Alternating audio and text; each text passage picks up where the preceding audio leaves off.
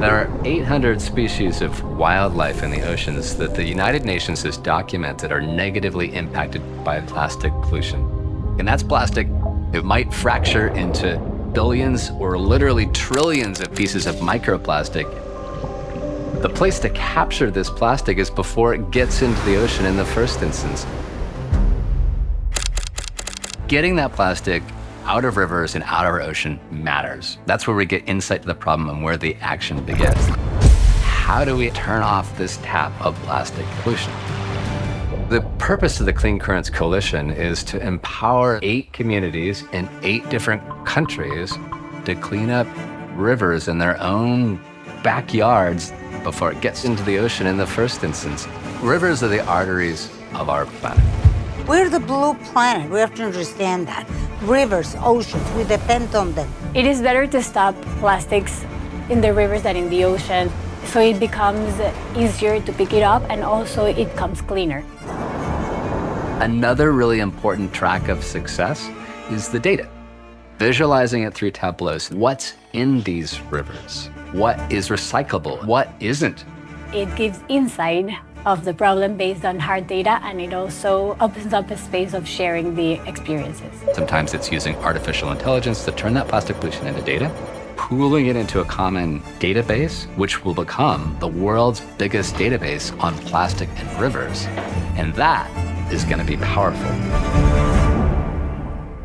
On one of the watersheds that heads down to the Tijuana River, one of the problems are tires, actually. They're taking the tires out and then they're building parks and communities out of these tires.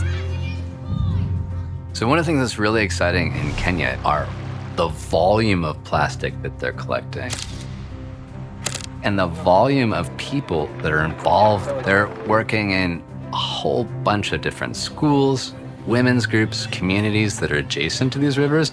They're sharing social media or communications platforms about how to deal with these problems. They're coming together into something that is greater than the sum of their parts to share what's working, what's not working, Slack message by Slack message, meeting by meeting.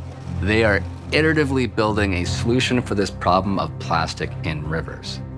The Panama Project, using this water wheel, which was invented for use originally in Baltimore. We all work together and show that working together we can accomplish all the objectives we have and to improve the life of all the communities that live.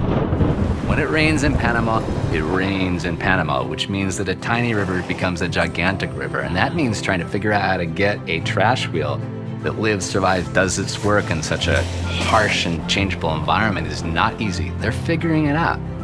There are days when you look at this mega problem and it feels unbeatable. The project has had the incredible result of empowering the community. But then you look at what these teams, river by river, are achieving. They're changing policy, they're changing practice, they're changing business. We are looking for opportunities to do a lot of circular economy. And they're taking that back to the communities where they live and work, and they're changing minds. Seeing that happen one community at a time, it makes me really begin to believe that we can, community by community, state by state, add up to something that is a solution that will make this impossible, wicked problem solvable. That gives me a lot of hope.